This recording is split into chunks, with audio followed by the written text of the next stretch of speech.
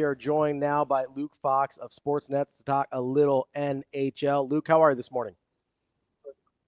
Doing pretty good. Just heading to Maple Leafs practice. It's nonstop now that the playoffs are in full swing. That's interesting. I've actually seen a handful of games at the Rogers Center. Even though I'm a Pens fan, I was a victim of circumstance watching those hockey matches. I got to start there, though. I was a little surprised. I picked Florida to win the series. I thought they're a little grittier, a little more cohesive. But Toronto is so capable because of the explosiveness offensively. How much are you going to take away in game one with the scoring that you think is portable for the series? Yeah, it's huge because the last time these teams faced in a second round, the Leafs just couldn't score. At That all. was their biggest issue. Yeah, and the Panthers made quick work of them. They were done in 5 games, and I live in this city in Toronto, and I think fans are scarred by that. They're worried about the Panthers' toughness, the fact that they have a goalie that's probably bound for the Hall of Fame in Sergei Bobrovsky. So last night, game one, to open up and hang 5 goals on an all-world goalie, get your guys feeling good. The fact that, hey, maybe we can humanize this goaltender a little bit, put a few pucks in the net. That should bleed into game two. They should feel confident because when you look at the teams, they both have strong goaltending, although now there's question marks about Anthony Stolar's health Yeah. after game one. They both have strong deep cores. But the big difference if the Maple Leafs are to win this series is the fact that they have better high-end forwards, game-breaking talent. We saw that last night with William Nylander scoring on the first shot of the entire series. Austin Matthews was around it, didn't find the net. But, if the Leafs are to have success, they need to play strong defensively, and they need to put the puck in the net, and they have the game breakers to do it. Nylander's feeling himself right now.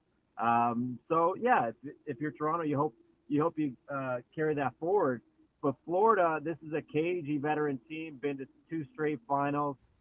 All they came here for is a split, and they can still get that tomorrow night. Luke, so we talk about strong goaltending in the playoffs, obviously, all the time, and rightfully so. But I got to ask the question, how long can Winnipeg continue to win almost in spite of their goaltending rather than because of it? Yeah, they won't win another round if Hellebuck plays like he did in the first round. Dallas is a much stronger team than St. Louis. Plus, it looks like they're getting 2 of their best players back and healthy that were absent in round one, and that's their top goal scorer, Jason Robertson, and their best defenseman, Miro Heiskanen. They should both return in round 2. The Jets got away with one. I mean, thrilling theater. That game 7 was fantastic. I can't recall a team, rallying the way the Jets did so late and then finishing the job in double overtime. But yeah, their goaltending let them down. I mean, the guy got pulled a bunch of times, especially on the road. You would like to think that maybe this is giving Hellebuck a chance to reset, compose himself, and look at round 2 as a clean slate. Luke, if you're me, I'm the guy that in the preseason I definitely wasn't alone. That picked the Stars to win, to raise the cup. I was very leery heading into the playoffs. It predominantly had to do with health.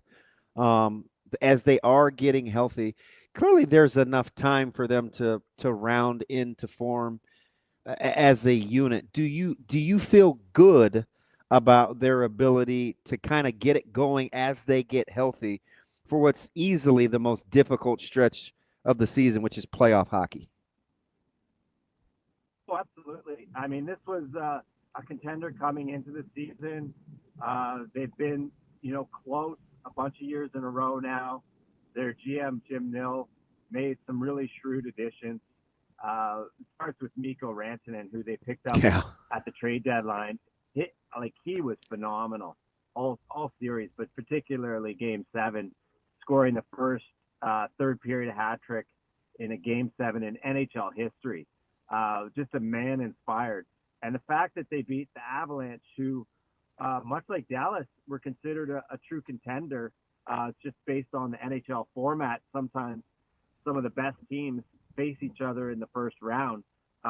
Knocking off them when you're shorthanded, missing the guys like I mentioned, is just such a feather in their cap.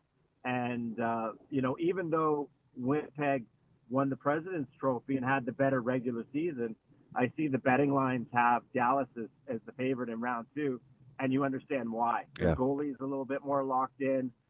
They're coming in with some momentum. They should get that reinforcement of health. So, yeah, the Dallas Stars are legit.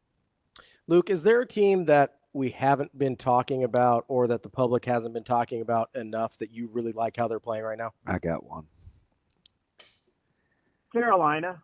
I think the Hurricanes. And I think that's because, they don't have the franchise-based superstars. They do it by committee. But they made pretty quick work of the New Jersey Devils in round 1. And I think maybe we also take them for granted. So ever since Rod Brindamore's been their coach, they always win in the first round. We're used to seeing them make the final 8. But then they often stub their toe, and then they don't get over the hump. So I think the Hurricanes might be the sleeper team. Some of the analysts have them favored over the Washington Capitals, even though the Capitals dominated headlines with Ovechkin's goal record this year, and they finished first in the East. But the Hurricanes come at you in waves. They play a great team game. They're fast. They're relentless. So they might be, if there is a sleeper of the final 8, it might be them. So I thought you might say they've got good pedigree, obviously championship pedigree. For as good as the Golden Knights have been, it seems like Vegas is kind of flying under the radar. I actually think it's a really good matchup with Edmonton. Why do you think Vegas doesn't get more run? I think because they've always been, maybe because we're taking it for granted that they're always great. Yeah. They come into the league and they go to a final in their very first season. They win a cup faster than any expansion team. They're just always good. So maybe it's just assumed. Now, when I had to make my predictions before the playoffs started, I had the Golden Knights as my cup pick. I think they're really balanced, really, really mature. I love the season Jack Eichel's having as a strong two-way center. And, there's a lot of Stanley Cup rings in that room. That type of experience seems to pay off at this time of year. Now they're going up against Connor McDavid and Leon Draisaitl. For my money, the 2 most electric forwards that play the sport. But Edmonton could not get away with the mistakes they got away with in round 1 against the LA Kings. If they play like that against Vegas, they're toast. But yeah, it should be an exciting series. You trust Aiden Hill? Yeah, I do. But part of the reason why I trust him is because of the decor. I think he's really well sheltered by a strong deep blue line, led by Alex Pietrangelo. But, they got Noah Hannafin, they got Shea Theodore, they got a lot of weapons back there.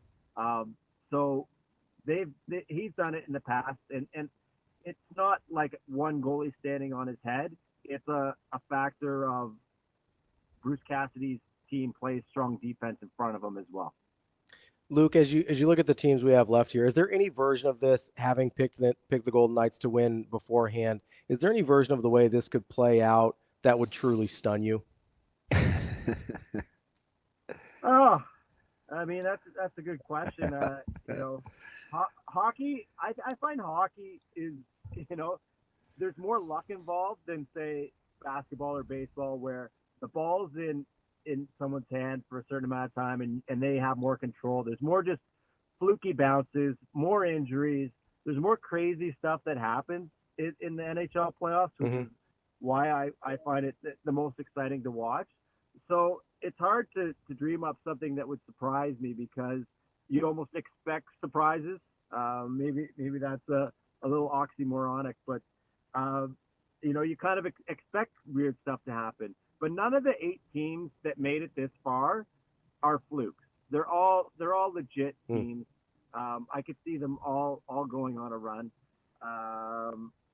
Yeah, I mean, I guess it would surprise me if, and there's 3 of the 8 teams that are based in Canada. It would surprise me if the Cup finally comes to Canada, just because it's been so long. It's been since 1993. So ideally, if you're thinking, is stylistically the matchups for potential Stanley Cup finals different than who you think the 2 best teams that are fit for survival are? I don't know. So I guess I don't understand. So, like, if you're a hockey fan, is there a matchup that you'd say, oh man, like the most entertaining? This would be the most entertaining Stanley Cup versus the teams that the best 2 teams. Yeah. Well, I guess maybe the Oilers, just because they're a little bit looser. Liable to see 7-8 goals. Yeah. They're a little bit more defensively flawed, but they're offensively dangerous. So, to the casual fan, you're going to see more goals, I think, at both ends if the Oilers make it.